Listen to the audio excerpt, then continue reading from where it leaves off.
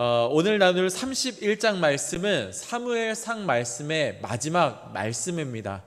그러나 사실 사무엘상하는 따로 구분된 성경이 아니라 한 양피지 안에 쓰여 있는 하나의 성경이었습니다. 그런데 이게 나중에 최초의 헬라어 번역 성경인 70인역이 되면서 이 사무엘상하 같이 이 분량이 많은 성경은 반으로 나누게 되는데 이때 이제 나누게 된 것이지요.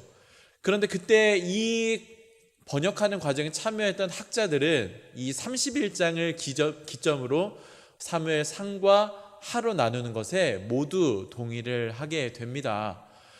여러분 보시다시피 사실 사무엘상하가 분량에 상당한 차이가 있습니다. 상은 31장이고 하는 24장이죠. 왜냐하면 상하로 나눌 때요, 분량만 보고 나누는 것이 아니라 그 내용과 특별히 영적인 의미를 고려해서 나누기 때문이라는 거죠. 이런 것들을 생각해 보았을 때 오늘 우리가 나누게 될 사무엘상 31장이 굉장히 중요한 의미를 가지고 있을 것이다 라고 생각해 볼 수 있습니다. 그러나 사실 31장은 이 절수만 봐도 13절밖에 되지 않고요, 내용을 봐도 사실은 사울의 죽음이라고 하는 단순한 한 가지 사실만을 다루고 있다라는 것 우리가 알 수 있습니다. 그래서 앞에 있는 30장에 붙이든지 아니면 뒤에 있는 사무엘하 1장에 붙여도 뭐 별반 차이가 없을 정도로 느껴지지요. 그러나 이 31장이 갖고 있는 영적 의미는요, 사무엘서를 상하로 나누는데 기점이 될 만큼 아주 중요하다라는 것을 우리가 알 수 있습니다. 한 세 가지로 생각해 볼 수 있는데요. 첫 번째는 사무엘상 31장은 패배에서 시작된 이스라엘이 결국 패배로 돌아오게 되는 영적 제자리 걸음을 하고 있다라는 그 현실을 여실히 보여주고 있다라는 것이고, 두 번째는 동시에 인간의 요구로 시작된 왕국이 실패한 것과 또한 뒤 이어질 하나님이 세우실 왕국의 청사진이 이런 것이다, 이것을 보여주는 두 사건의 과도기적인 단계라고 할 수 있습니다. 그리고 무엇보다 마침내 이루시는 하나님의 섭리를 보여주는 아주 중요한 사건이 바로 사무엘상 31장에 기록되어 있다라는 거죠. 그렇기 때문에 사무엘상 31장은 분량은 적을지라도 그 의미는 아주 중요하다라고 할 수 있습니다.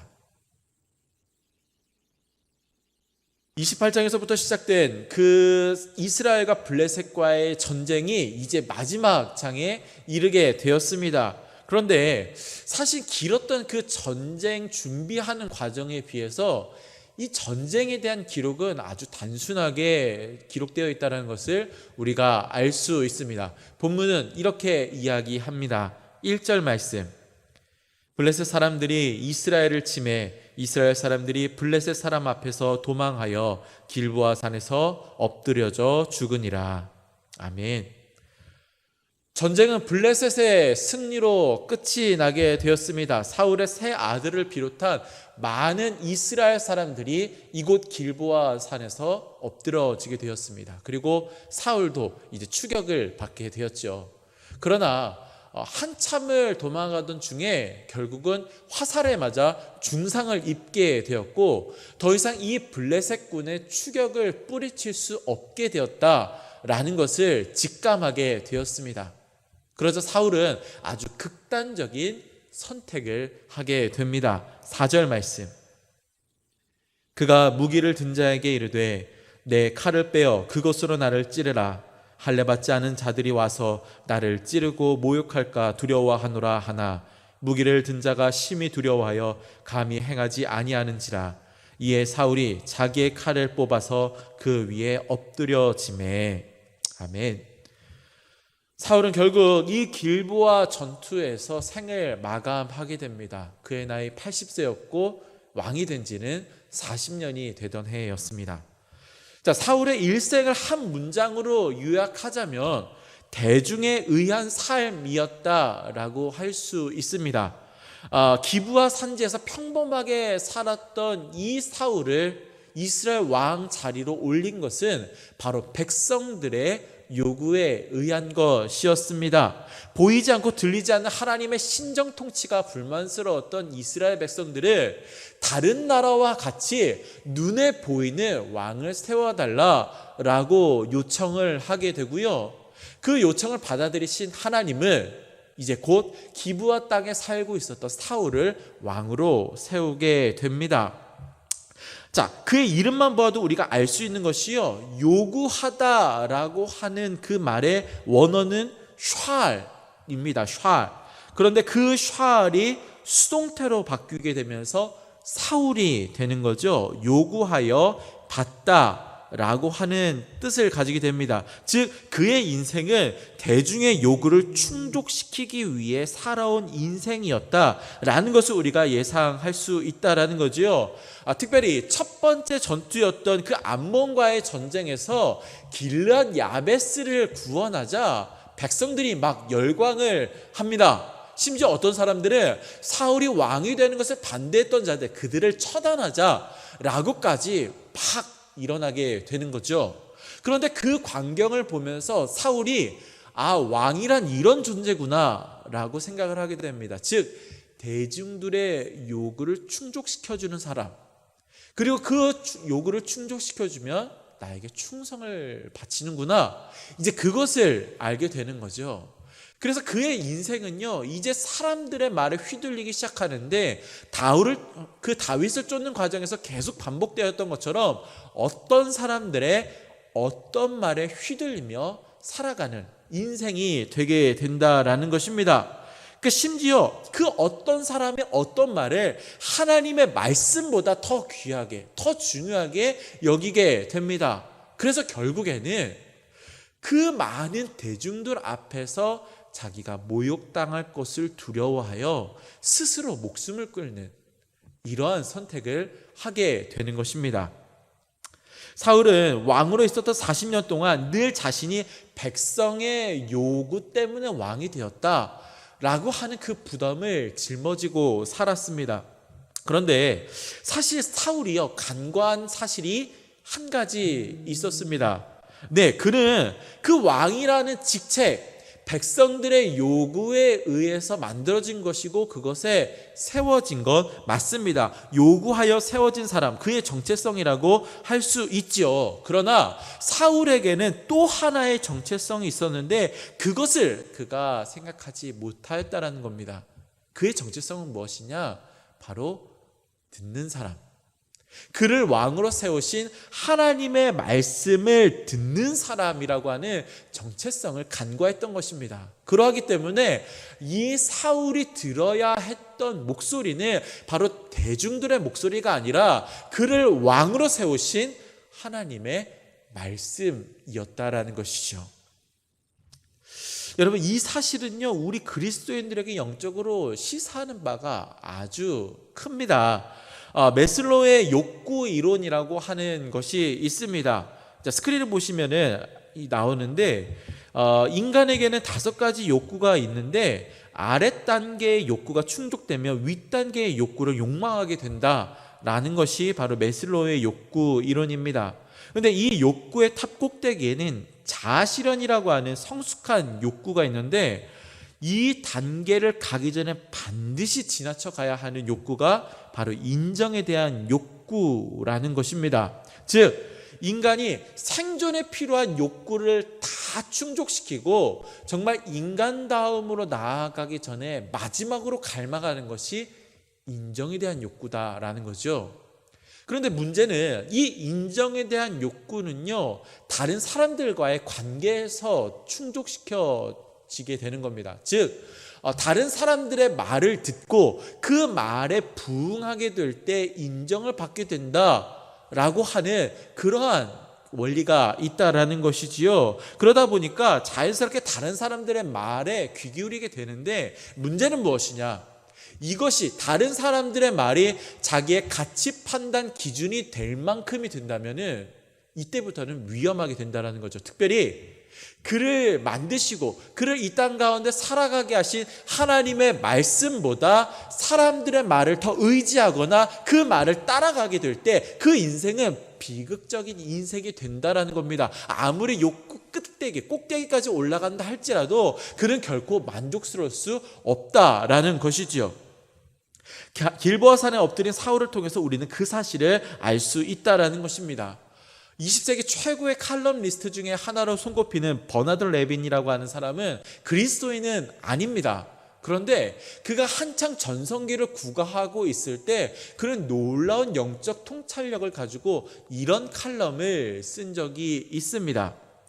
우리는 물질적인 풍요와 더불어 행복한 가정과 같은 비물질적인 축복들을 모두 소유했지만 자기 속에는 빈 구멍이 있어서 아무리 많은 음식을 부어놓고 아무리 많은 자동차와 텔레비전, 잘 자는 아이들과 충실한 친구들을 넣어도 그 빈 구멍이 아프다는 것 외에는 아무것도 알지 못합니다.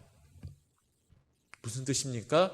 세상에 그 어떠한 것으로도 채울 수 없는 그 아프디 아픈 빈 구멍이 누구나 마음 가운데 있다라는 것이고요.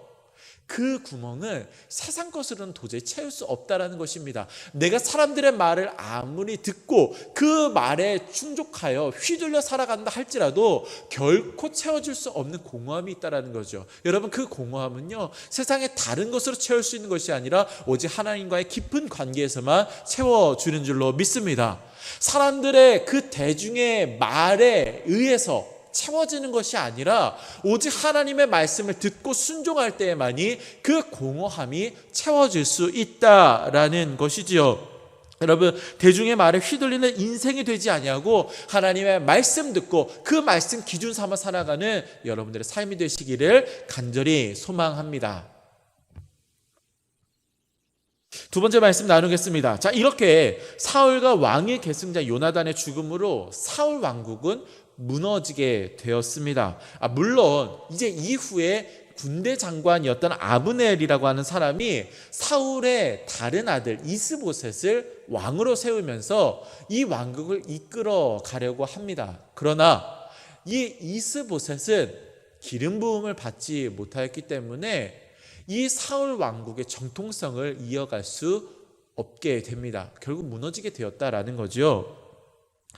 그런데 사실 하나님께서 사울 왕국의 멸망을 선언하신 것은요, 훨씬 오래전입니다.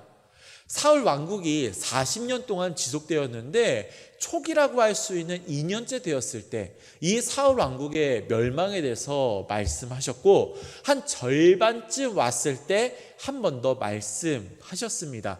그 말씀들 한번 읽어보겠습니다. 자, 사무엘상 13장 14절 말씀. 지금은 왕의 나라가 길지 못할 것이라 여호와께서 왕에게 명령하신 바를 왕이 지키지 아니하였으므로 여호와께서 그의 마음에 맞는 사람을 구하여 여호와께서 그를 그의 백성의 지도자로 삼으셨느니라 하고, 사무엘상 15장 22, 23절 말씀. 사무엘이 이르되 여호와께서 번제와 다른 제사를 그의 목소리를 청종하는 것을 좋아하심같이 좋아하시겠나이까? 순종이 제사보다 낫고 듣는 것이 순양의 기름보다 나으니 이는 거역하는 것은 점치는 죄와 같고 완고한 것은 사신 우상에게 절하는 죄와 같음이라. 왕이 여호와의 말씀을 버렸으므로 여호와께서도 왕을 버려 왕이 되지 못하게 하셨나이다 하니. 아멘. 자, 시간의 흐름으로 보았을 때 이 예언은 사울 왕국이 무너지기 전 38년 전 그리고 20년 전쯤에 주신 말씀입니다. 자, 근데 우리는요, 이 말씀을 보면서 어차피 무너질 왕국인데 38년 전에 혹은 20년 전에 무너지게 하셨어도 되지 않았을까라고 생각을 해 봅니다. 그러나 여러분, 좀 어려운 이야기인데요, 하나님의 말씀은 언제나 현재적 사건이다라는 것을 우리가 잊어서는 안 됩니다. 여러분, 어려운 개념이지요. 하나님의 말씀은 언제나 현재적 사건이다. 자, 시간상으로는 38년 전 그리고 20년 전에 하신 예언입니다. 그런데 하나님께서 38년 전에 혹은 20년 전에 선언하셨을 때 이미 그 말씀은요, 미래에 대한 예상이나 추측 이런 것이 아니라 이미 선포되어지는 그때에 이미 이루어진 현재적인 사건이 된다라는 것이죠. 왜냐하면은 변개됨이 없는 하나님의 말씀은 너무나 확실한 사건이기 때문에 이미 이루어진 현재적인 사건이 된다라는 것입니다. 이게 좀 어려운 개념처럼 느껴지는데 사실 우리는 이 개념이 실생활에서 굉장히 익숙한 개념입니다. 자, 이를 어려운 말로 이제 예언의 현재성이라고 이야기를 하는데요. 자, 예를 들면 이렇습니다. 우리가 흔히 사용하는 체크카드가 있습니다. 체크카드. 자, 우리가 편의점에 가서 물건을 구매하고 이 체크카드를 주인에게 주게 됩니다. 그러면 그 주인은 체크카드를 긁고 돌려주죠. 그러면 우리는 그 카드를 받고 산 물건을 가지고 문 밖으로 나갑니다. 자, 이 과정에서 우리는 주인에게 돈이라고 하는 대가를 지불한 적이 없습니다. 단지 바뀐 것이 있다라면은 온라인상에 나중에 확인해 보았을 때 숫자가 바뀌었을 뿐이지 그거 외에는 우리가 뭘 한 게 없다라는 거죠. 만약에 여러분, 우리가 단지 카드 한 장만 긁었고 그래서 물건을 가지고 나가는데 주인이 와서 당신 돈 안 내고 카드만 긁고 가면 어떡합니까? 이렇게 잡혀본 경험이 있으십니까? 없습니다. 그런 일 없어요. 카드 긁으면은 물론 이제 뭐 잔액이 부족하다 이런 게 나오면은 멈추게 되겠지만 그런 게 아니라 정상적으로 과정이 진행이 됐다면은 그냥 자연스럽게 내보낼 겁니다. 왜냐하면은 지금 내 통장에 있는 그 돈이 편의점 주인의 통장으로 옮겨갔다라는 것, 카드를 긁을 때 그 돈이 옮겨갔다라는 것이 너무나 확실하고 분명한 사건이기 때문에 나는 비록 카드만 긁었을 뿐이지만 이미 돈이 지불된 것으로 믿고 이 거래를 성사시킨다라는 것이지요. 여러분, 하나님의 말씀도 마찬가지입니다. 비록 시간상으로는 38년 전에 혹은 20년 전에 예언된 말씀이지만 너무나 확실하신, 변치 않으시고 후회함 없으신 그 하나님의 말씀이기 때문에 이미 그 말씀이 선포되어질 때 이루어질 것은 너무나 확실하여서 이미 그때 이루어질 현재적 사건이 된다는 거죠. 즉 38년, 20년이 지나고 나서야 그 예언이 이루어진 것이 아니라 하나님이 말씀하셨을 때 이미 그곳에서 하나님의 말씀은 이루어졌다라는 것입니다. 여러분, 우리들의 삶에서도 마찬가지입니다. 지금 당장 그 성취가 보이지 않다 할지라도 하나님의 말씀은 반드시 이루어질 것이 확실하기 때문에 그 말씀을 듣는 지금 이미 그 하나님의 역사는 이루어졌고 완성된 줄로 믿습니다. 여러분, 하나님의 구원의 약속들이 그러하고요. 또한 멸망에 대한 경고의 말씀 역시 마찬가지인 줄로 믿습니다. 그러므로 우리는 그 하나님의 말씀을요, 과거의 어떠한 것 혹은 먼 미래에 이루어질 불명확한 어떠한 것으로 받아들인 것이 아니라 오늘 내 삶에서 선포되어지는 순간 이미 성취되어진 현재적 사건으로 기억하면서 오늘의 삶에서 그 말씀에 순종하며 그 말씀을 이루어 가야 하는 줄로 믿습니다.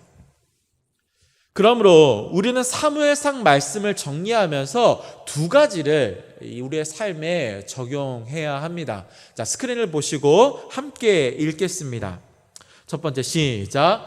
대중의 말이 아닌 하나님의 말씀을 듣고 순종해야 한다. 두 번째, 시작. 하나님의 말씀은 언제나 오늘 이 자리에서 들어야 할 현재적 사건임을 기억하라. 아멘. 3000년 전 사울의 왕국은 유대 땅 길보아 산에서 붕괴되었습니다. 그런데 3000년이 지난 지금 이 시간에도요, 그 사울을 쫓아 그 사울의 길을 따라가는, 그래서 그 사울의 왕국에 편승하려고 하는 사람들이 여전히 많다라는 것입니다. 사울의 길을 걷는 자들은 하나님의 말씀보다 대중의 말에 더 귀 기울이는 사람들입니다. 사울의 길을 걷는 사람들은 하나님의 말씀이 먼 미래에 이루어질 그냥 막연한 사건 정도로 여기는 사람들이다라는 거죠. 여러분, 오늘도 멸망으로 이어지는 그 사울의 길을 걷는 수많은 사람들 가운데서 그 길 따라가는 것이 아니라 오늘 우리에게 허락하여 주신, 또한 오늘 우리들의 삶에서 순종해야 할 그 길, 오늘의 길, 오늘의 순종, 오늘의 그 생명길을 걸어가는 여러분 삶이 되시기를 간절히 소망합니다. 그리하여서 반드시 이루어질 그 하나님의 구원의 역사, 또한 은혜의 말씀을 오늘의 삶, 지금 이 자리에서 경험하고 체험하는 저와 여러분들의 삶이 되시기를 주님의 이름으로 간절히 축원합니다. 오늘 우리에게 허락하신 그 말씀을 기억하며, 하나님, 오늘 우리들에게 주신 그 말씀, 내가 오늘 이 자리에서 순종하기 원합니다. 이렇게 고백하길 원합니다. 흘러봐도 보이지 않고 막혀버린 삶의 현실들, 가슴 속에 시린 눈물과 두려움 중에 지쳐버린 내 삶, 아픔 속에 서 있는 내게 안타까워 손 내미시네. 눈을 드니 주님 계시네. 나를 안고 그의 길로 날 인도하시네. 지금 이 자리에서 주를 바라보며, 지금 이 자리에서 주가 영광 받으시도록 주께 순복하리라, 주께 나아가리라. 지금 이 자리에서 살아내리라.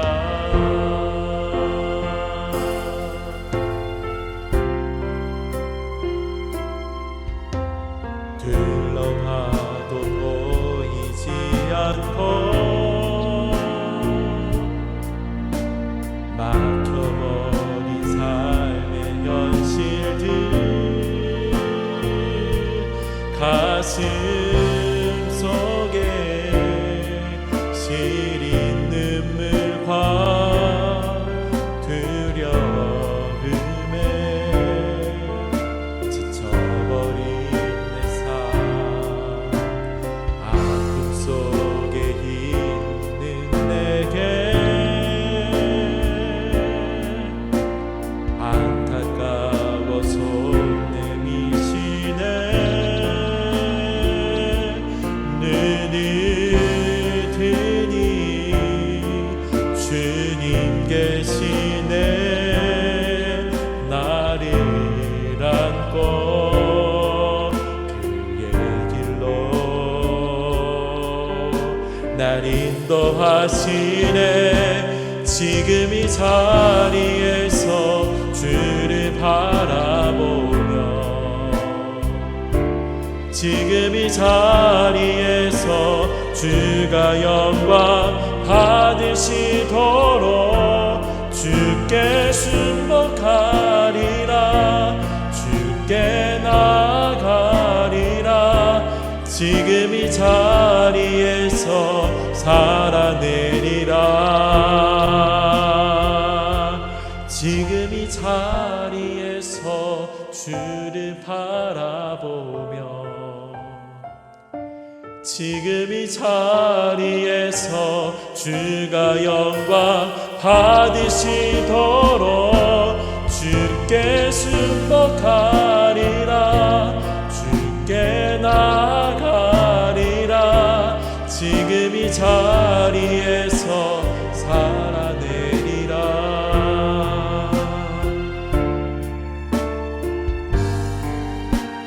살아내리라 지금 이 자리에서 살아내리라.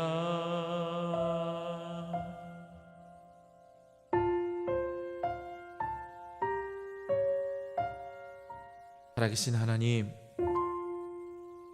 오늘의 삶에서 우리에게 허락하신 그 말씀 붙들고 그 말씀 살아내는 복된 인생들 되기를 간절히 원합니다.